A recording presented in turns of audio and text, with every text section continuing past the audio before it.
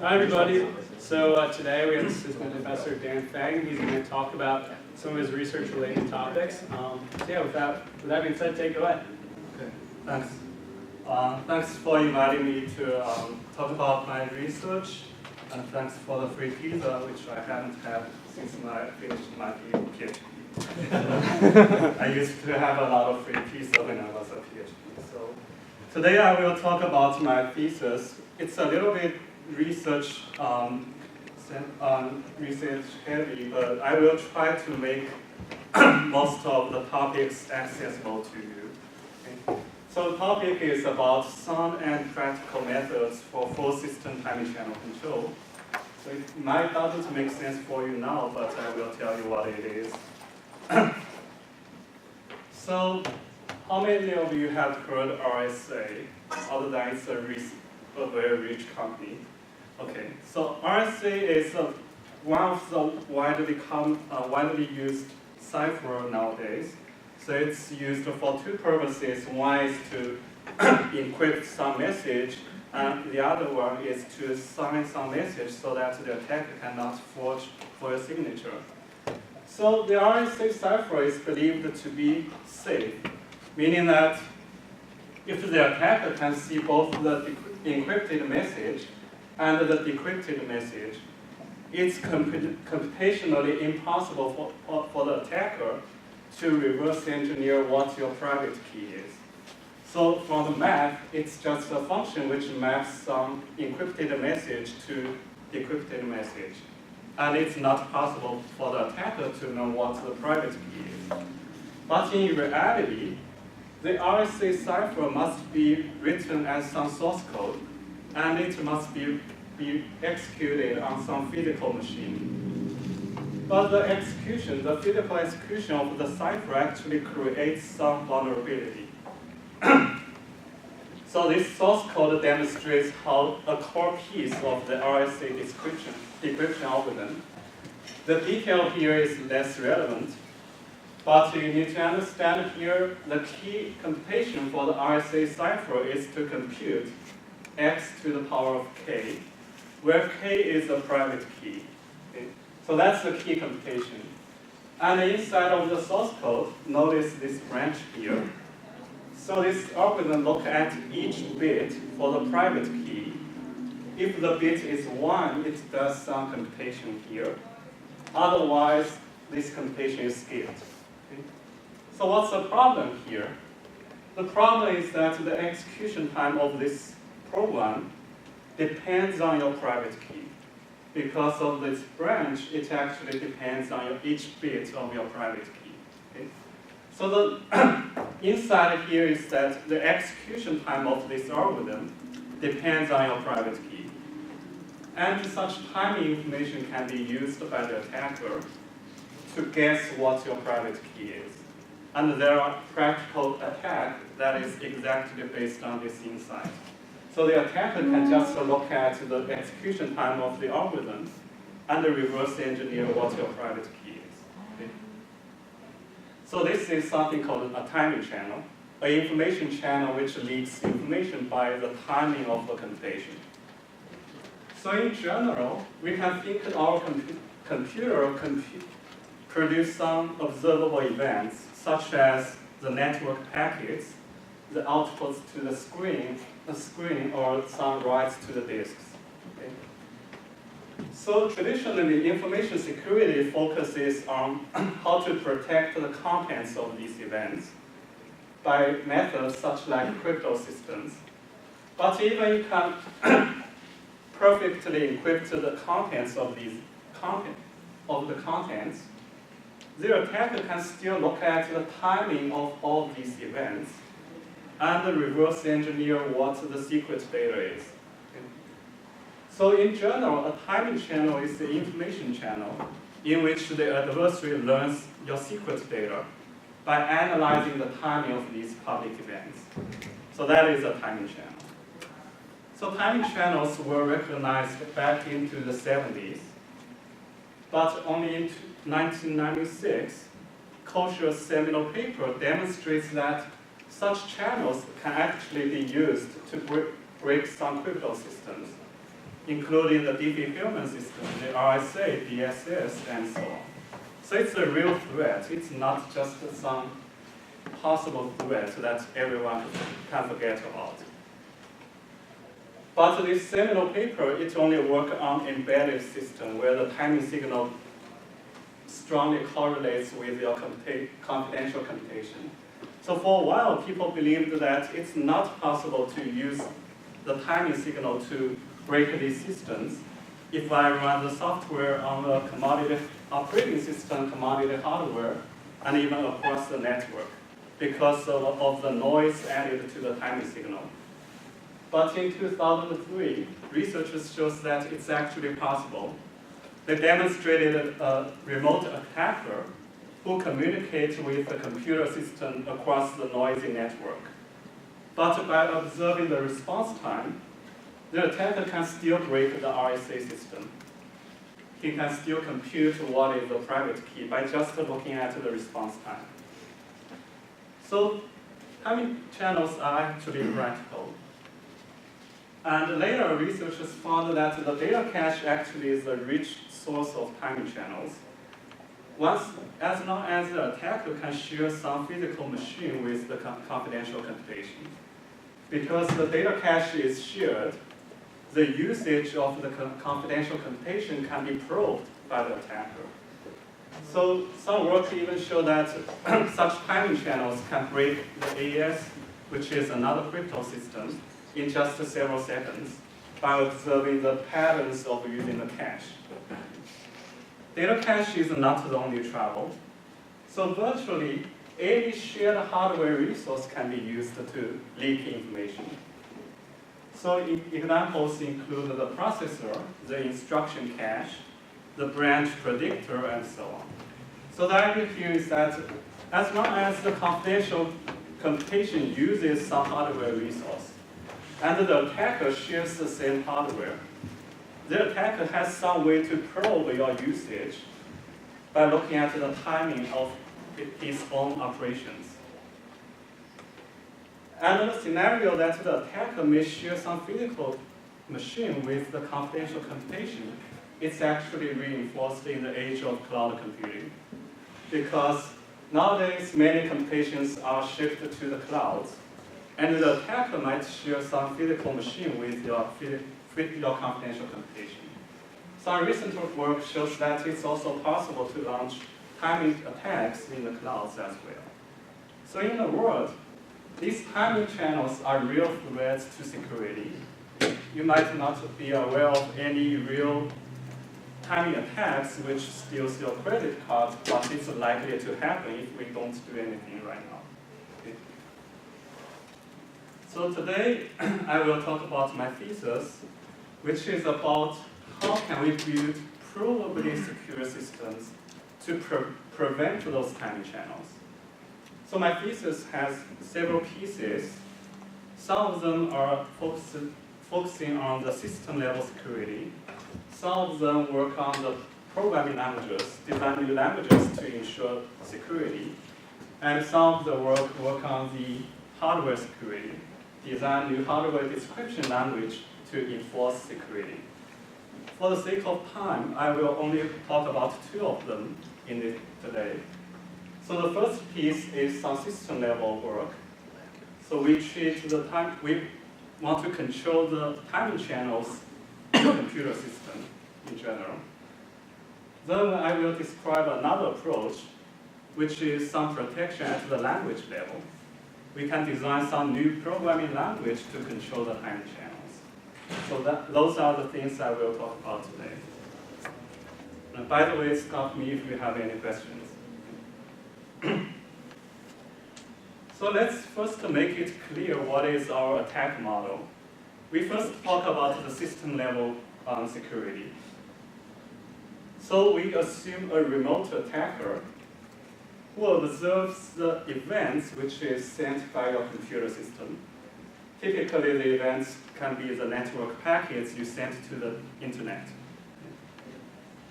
Here we assume that these events, we assume a very strong attack model where the timing of these events can be controlled by another attacker in your computer system.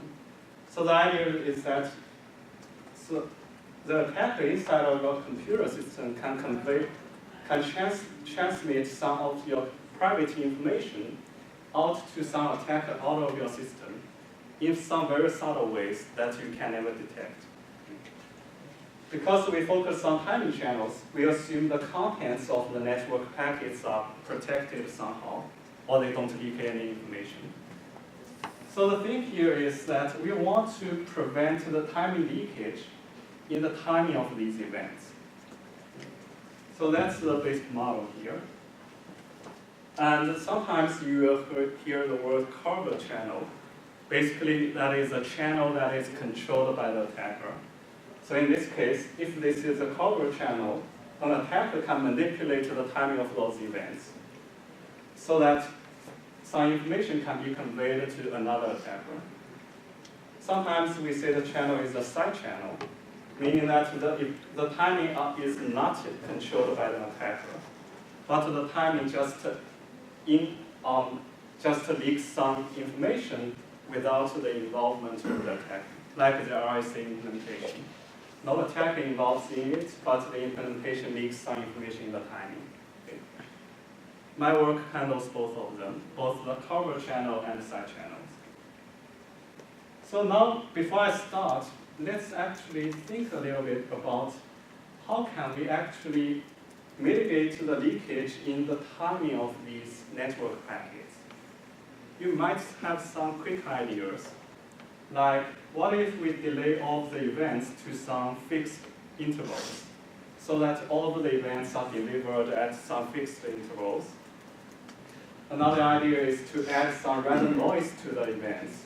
Instead of release the event at some particular time, I can add some random noise, some random delay to the event, just to confuse the attacker. Right? So these approaches are proposed by previous work, but they don't work very perfectly. So if we think about, what about add some random delays to the events? If you add random delays, the attacker can still probe a lot of events and try to cancel out your randomness by sampling a lot of events. So it doesn't really work. Another approach is to use worst case execution time. For any event, I delay it to the worst case execution time. But for one thing, it's not generally applicable because not all applications have worst case execution time. And the second, it has bad performance if you always delay to the worst case execution time. The third approach is some payload mechanisms. If I know that the RSA can be broken in this way, I can do a patch to the RSA implementation to fix that. So one of the common approach is called input planning, which is the most commonly used approach to protect the timing channels in RSA. But it's specialized to the crypto systems, but it's not applicable to general computation we want to protect. So what I will introduce first is a solution that provides a very strong security guarantee, meaning that the leakage of our system is asymptotically logarithmic to the runtime instead of the linear leakage.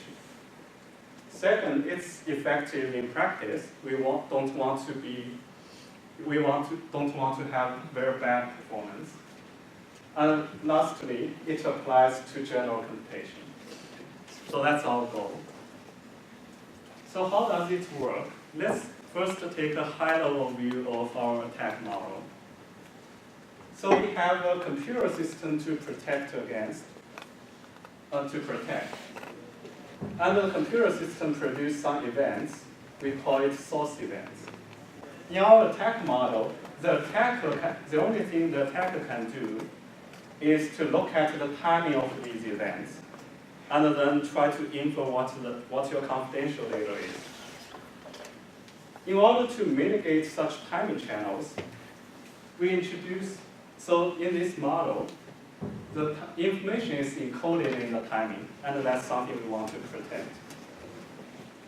In order to mitigate such timing channels, we introduce a mitigator whose job is to delay the source events to some format, so that when the attacker looks at the delayed events, the information leakage is controlled.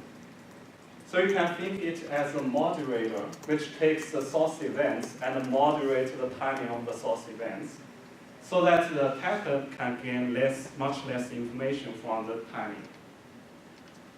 Of course, we assume the attacker cannot control the mitigator, which is our main security mechanism. So the mitigator also has a buffer to buffer some events from the system. So you can think it as something that always takes some events from your system and delay the event and release the event to the attacker.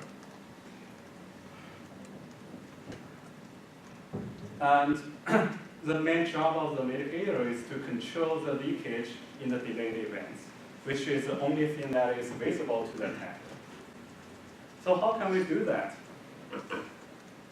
So the basic mechanism is called predictive mitigation. So the idea is pretty simple here. So the mitigator, it starts with a fixed schedule. We call it schedule S. A schedule is basically a function from the events to some predicted time. So Si returns the predicted time when the ith event will be released by your system. Okay. So, for example, initially we can set Si to be I for all the events, meaning that the interval of all the events is just 1 second, let's say. So this can be our initial schedule. So how can we use the prediction? Well, if your event arrives before or after the prediction, the mitigator just buffer that event and release the event exactly at the predicted time. Okay? So it has a buffer which can buffer events. If the event arrives before or after the predicted time, we can do that again. So the insight here is that if all the events come before or after the prediction, the information leakage must be very small because the interval is fixed. There is nothing surprising there. The only information leaked by such moderated event is just how many events you have released so far. That's the only information you have leaked. So in this case, little information is leaked. But you might ask, well, it's not always true that the event will arrive before my prediction. The prediction can be wrong. Okay? So if some event didn't arrive at your predicted time, we say there is a misprediction.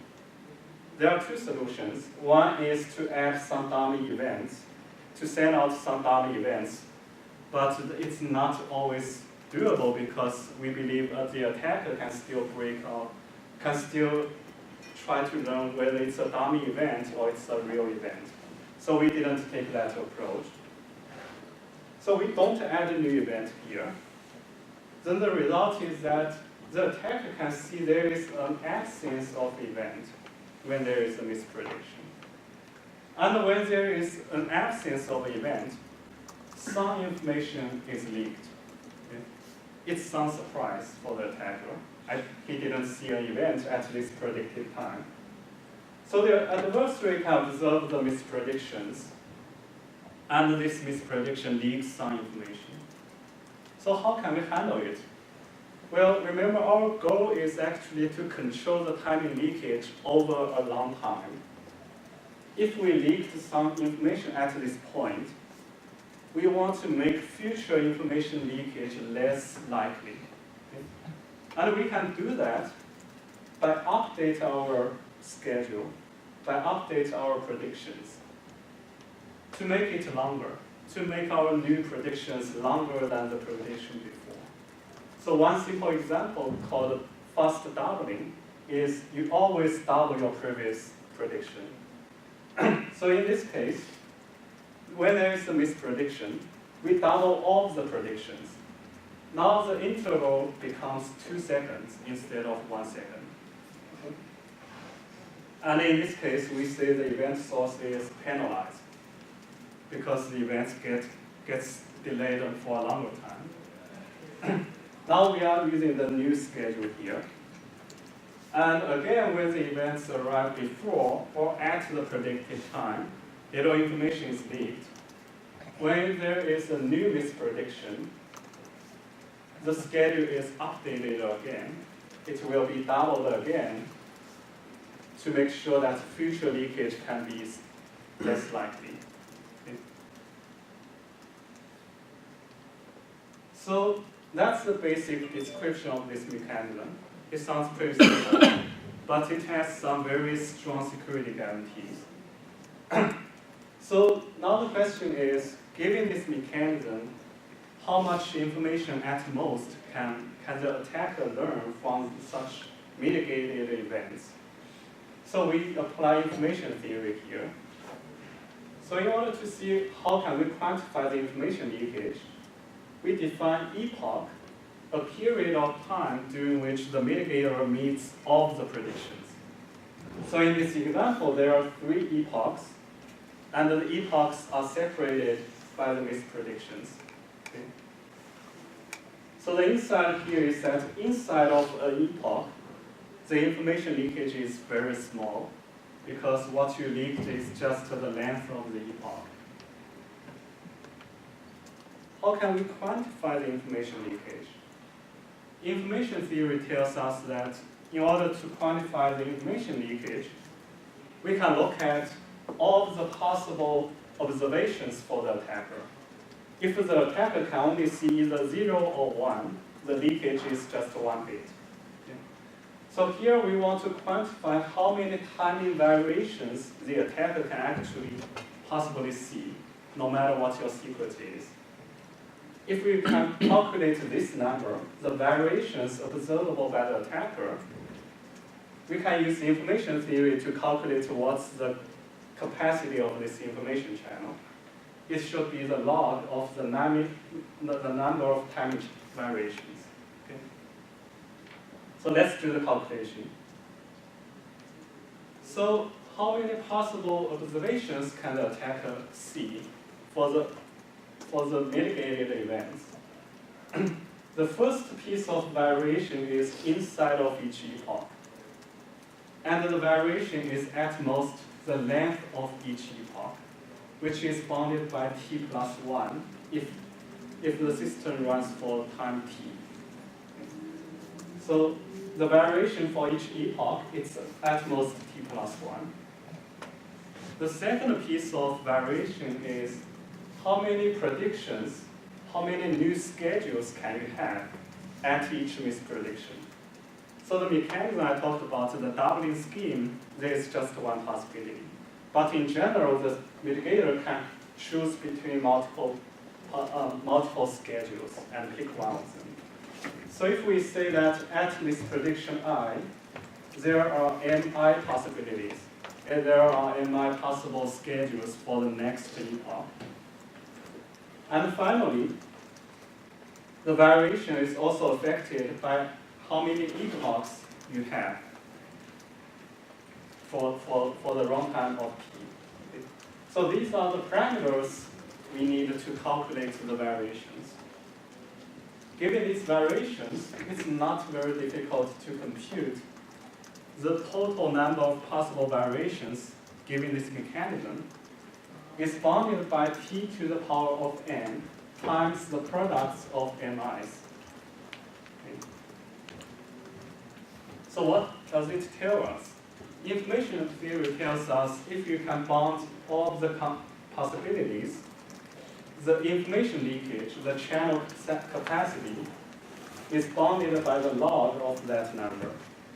So if we do some calculation, we can find the information leakage is bounded by n times log t plus some log of the n's.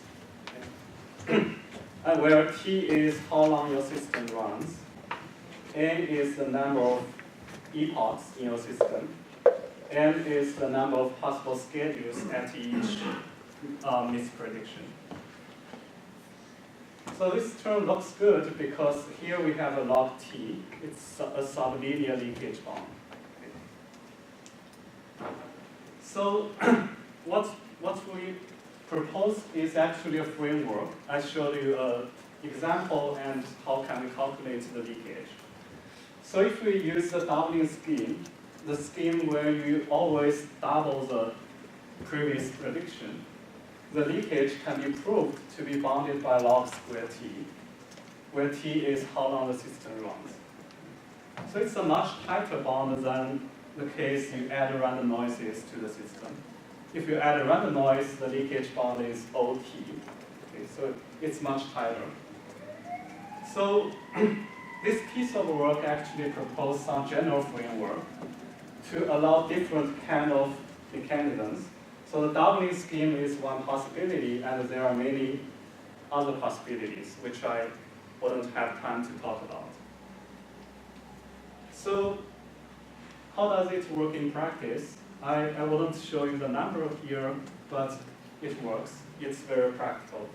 So we showed it on some crypto systems as well as some web servers. The overhead is very reasonable. Given such a strong leakage bond, this is a very promising approach to control the timing channels. Okay. So this is the first piece of work I want to talk about. It's a system level security work. So we take a computer system and somehow want to mitigate the timing channel leakage of the output events. But it has a couple of limitations. The first limitation is that it's a little bit too conservative. Okay. So this mechanism will mitigate all of the timing variations of the output events. No matter the variation leaks some information or it doesn't leak any information. It will be good if we can distinguish the events that will leak information against the others that wouldn't leak information. Okay. The second problem is that the attack model is a little bit weak. We assume a remote attacker who can only remotely see what happens in your computer system. So it would be great if we can handle an attacker in the cloud who might share hardware resource with your confidential computation. So these limitations actually motivates the second piece of work I want to talk about, which is some language-based timing channel mitigation. So let me first give you a little bit background. So how many of you know information flow control in a security class? Okay, how about access control? Okay, some of you know access control. Access control is something you see every day when you log into your computer system. It's some access control. Once you pass that access control, you can access everything in your computer system. Information flow control is something more precise. Information flow control cares about a piece of data. So your computer system can have different data. Some of them are private and some of them are public. So the idea here is that we want to make sure that the flow from the secret data to public data never happens. Okay. So it's a much more fine-grained control of information in your computer system. For information control system, we assume that the information in your system are labeled by the security labels. So in a simple case, we assume just two labels, secret and public. Okay. So you can imagine that all of your data, secret data are labeled as S, and all of your public data are labeled as P. Then some mechanism will check whenever you assign a variable to another variable, it will check that it's not an assignment from the secret value to the public value. So that kind of system. So in this talk, I will focus on the simple case. We have two labels. If you assign a public variable to a secret variable, it's okay. If you assign a secret variable to a public variable, that's not okay. That's the security vulnerability. Okay. So in our attack model, because we want to handle the attackers on the same machine, so we assume that the attacker can see the contents of all the public memory, the memory labeled as P, as well as the timing of the updates to the public memory. Whenever you write something to a public variable, the attacker sees when that update happens. So this is a very strong attack model. So in order to tell you that it's very challenging to control timing channels at the language level, let's just look at one simple example here. So in this example, we have secret 1, secret 2, which are secrets. Public 1, 2, 3 are public variables that are visible to the attacker. So the question here is, does the execution time of this program leak some secret data? Think about it for a little while. So if the attacker can look at how long this program executes, can the attacker infer something about secret 1 or secret 2?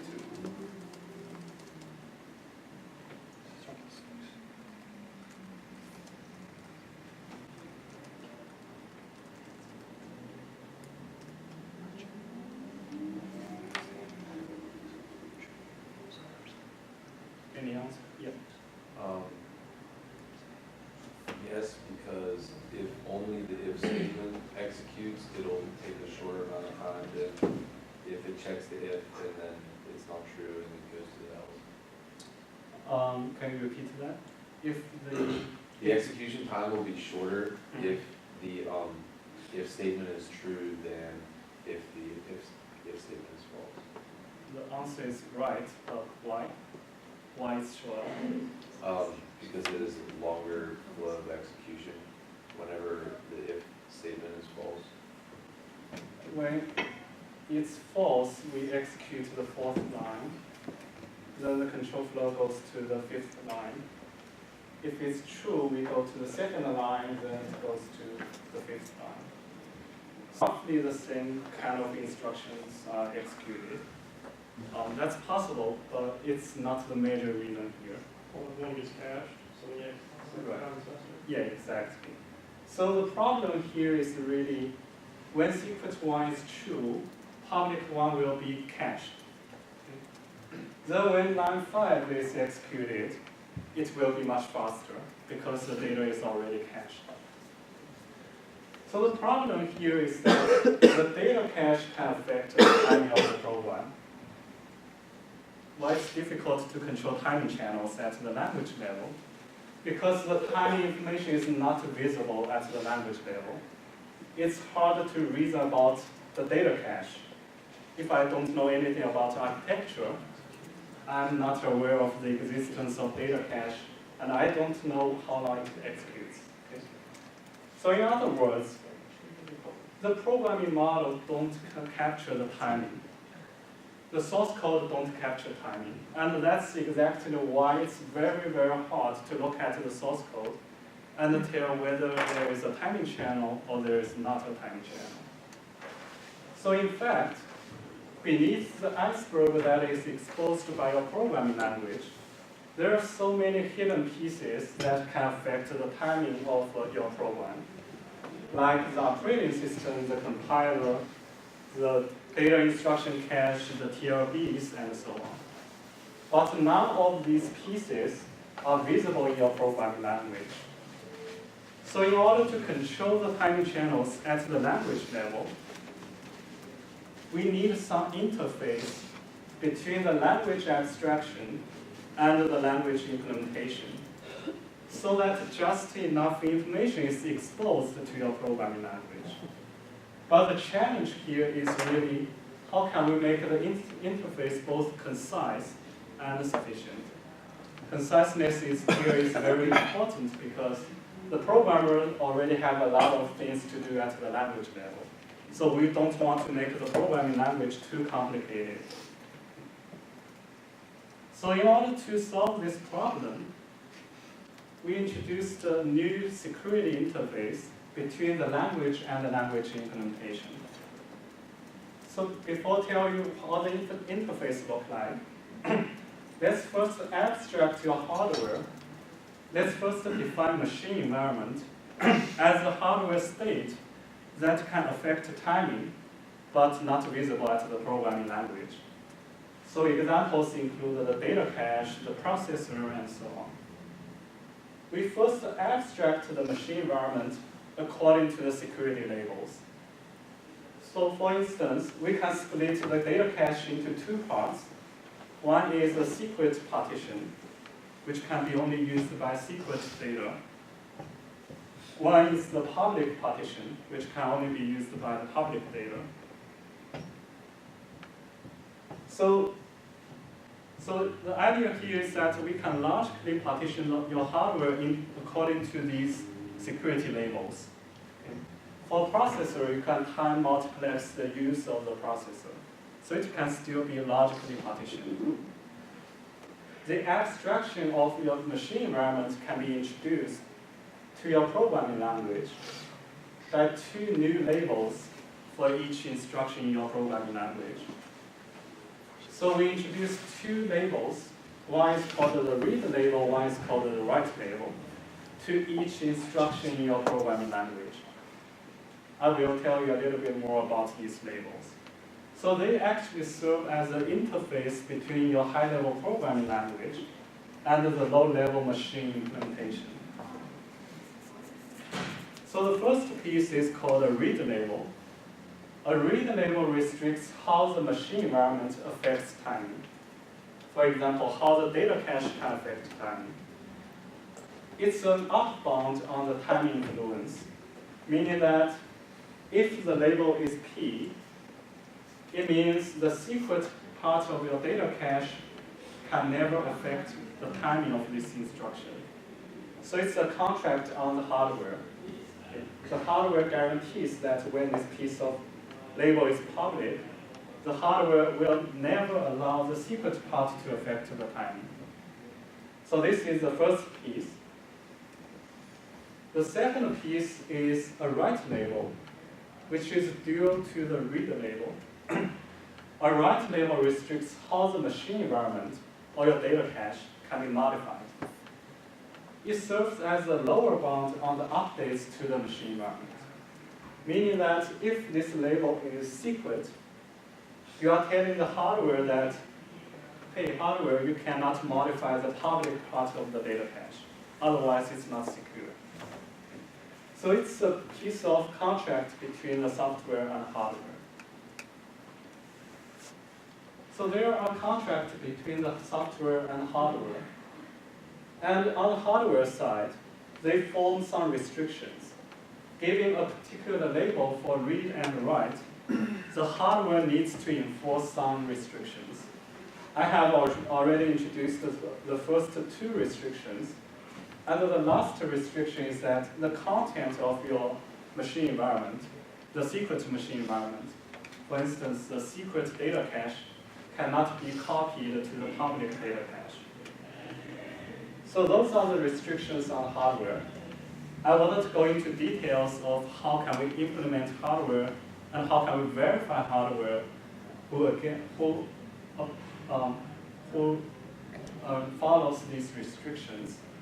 But in a word, all these requirements are actually realizable on commodity hardware.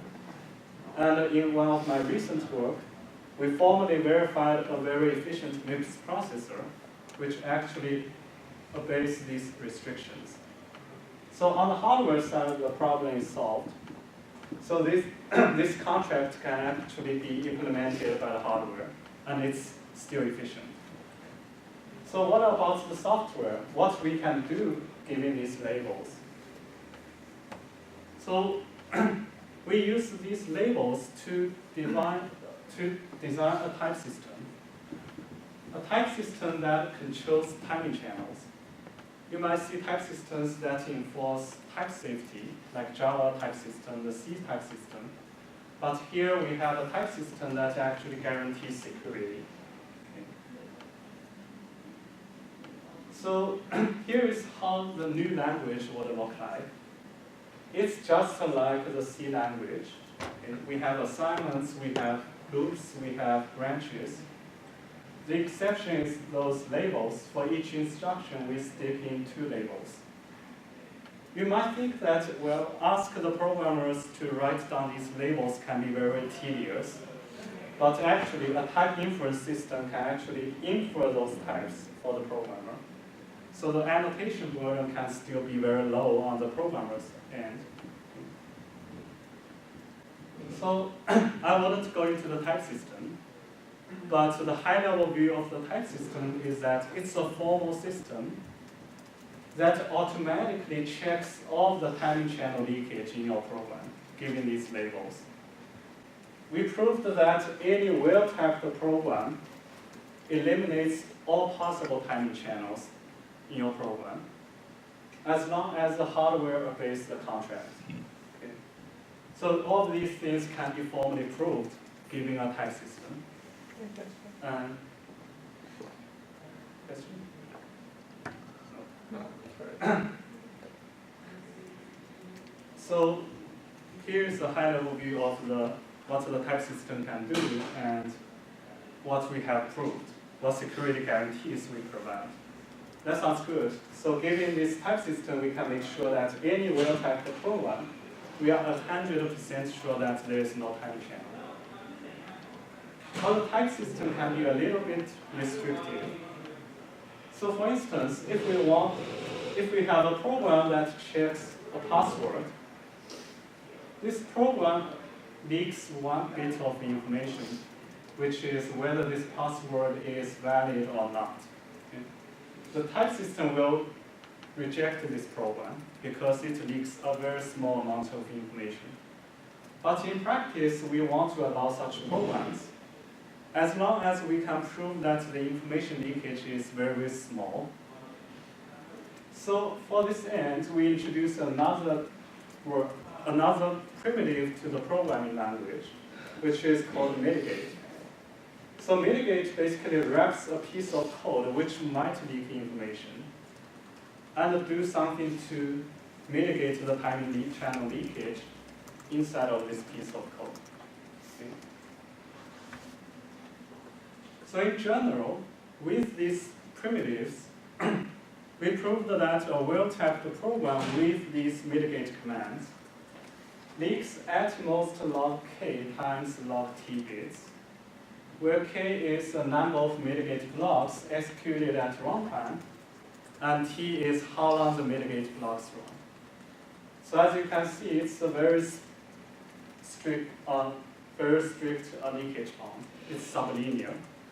And you might guess that, well, it looks similar to something I talked about before. So actually, it's achieved by the predictive mitigation mechanism I talked earlier. So you can think of a small piece of code as a black box, as a computer system. So we can apply the predictive mitigation mechanism to control the timing channel leakage for that small piece of code. And this can be composed with the rest of your system, okay, which is guaranteed by the type system. So the type system guarantees that only the mitigate commands can leak information. And the dynamic mechanism, the predictive mitigation mechanism, guarantees that the leakage for those pieces of command must be bounded by this amount. Okay? So it's a combination of static program analysis and dynamic runtime systems. So that's a very high-level view of what this piece of work has achieved. Now let me show you some data. So for evaluation, there are 2 pieces of overhead. One is we need some secure hardware where the hardware resource is partitioned. Like we implemented some processor where the data cache is split into 2 parts. Reducing the cache size can affect your performance. The second piece is predictive mitigation at the language level. It needs to delay the execution time a little bit. So those are the sources of overhead.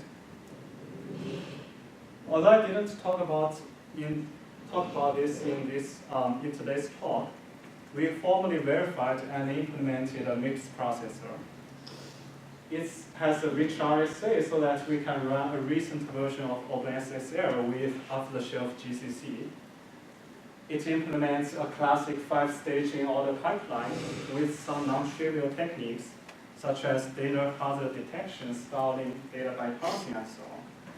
So this hardware is formally verified to obey the restrictions on the hardware we propose.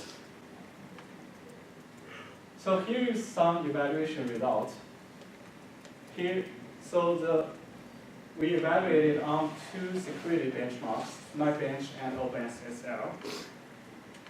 So the y-axis shows the clock cycles, and this is the overhead of the secure hardware. Basically, when you split the cache into 2 parts, you can expect the performance can be worse. But the result shows that the overhead is not that big. So the overhead is at most 20%, around 20%, with an average of 9%. So it's still a very pretty effective, efficient hardware design.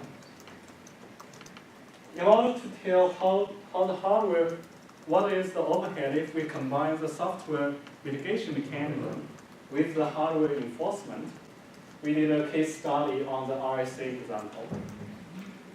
So the plot above is the case when we run the RSA system on an insecure processor without any software level mitigation mechanism. So it's not safe. So here we decrypted 100 different messages and 2 different keys. So the y-axis shows the decryption time. So it's pretty clear that some information about these private keys have leaked by the timing. So the plot below shows what happens when we run the same program on the secure hardware and turn on the software level mitigation. So you can see that the timing channel is completely eliminated. The timing is always the same, no matter which key you have used, and no matter which input you have given. And if you compare the overhead of these 2 cases, the overhead of combining the software approach and the hardware approach is just 12% in total. But we have some very, very strong security guarantee. We proved that the leakage is always bounded by some amount of bits. So it's a very promising approach. So that's about my dissertation. So my dissertation is more security oriented. So I worked on system security, programming language-based security, and so on. But I also worked on something different, which is purely programming language research. So I will just give a very quick overview of what I did. So there are many program analyses, such as type systems, data flow analysis, information flow analysis, and so on. These systems can provide very good properties of your software system. The type system can guarantee type safety. The data flow analysis and other systems can provide memory safety, and the information flow analysis can provide information flow security. But one problem of these program analyses is that the error message can be very, very confusing if you want to use these features. How many of you have used the templates in C++? And how many of you have been very confused about an error message you get from the C++ templates? All of you, right? So that's actually some problem I also tried to work on. Okay? And what I proposed is a mechanism called the SHUTUP, static holistic error locator. So it's a very general approach. So here we have, our approach can handle many different kinds of program analysis, like the information flow analysis, data flow analysis, some functional programming languages. The insight is that we can capture the essence of program analysis as a couple of constraints. The SHUTUP to look at the constraints and apply some probabilistic model to infer where is the most likely cause of the errors you identify in these programs. So it's a very general approach, but we show that it's actually more accurate compared with the current tailored tools, which can only handle one of them. So in a word, we proposed a very general approach that can handle multiple things at the same time, and still in a better way than anything that can only handle one of them. It's surprising, but the insight here is that our approach, it looks at all the constraints here. It builds a graph and it looks at the complete system of information in your system. But most of the previous approach, they only look at the errors. If you know everything, you can do a better job. So that's another piece of work I did in my PhD. But for the sake of time, I wouldn't go into details. So in a word, what do I do in my research?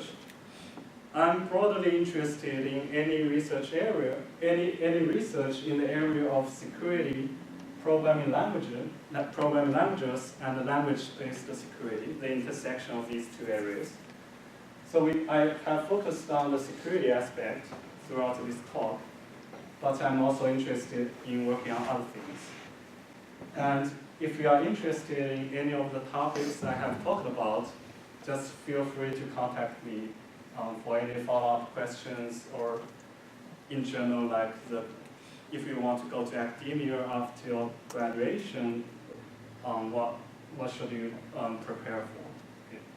So as someone who is on the job market last year, I can provide you some fresh views.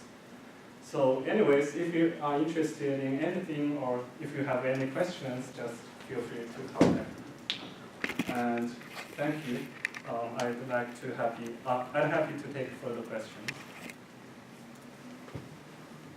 Yes. I guess this is a little off topic, but a little on topic. Why did you decide to pursue like a PhD? PhD. That's a very good question. So I think it's about some passion in doing research. So the main reason that I want to get a PhD is, so during my undergraduate, I did a little bit of research, like in my last year. And I found those kind of research is really exciting. I'm really excited to explore something new that no one has done before. So that's the main reason I applied for a PhD. And you can think it as, so that's why I think it's very good to gain some research experience during your undergraduate period, because otherwise you don't know what research is.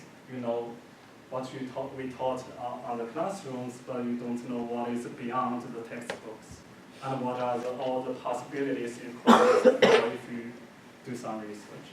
So I think it's a very good idea to do a little bit of research during your undergraduate. If you like it, go for it. If you don't like it, go to industry. Right. Other questions?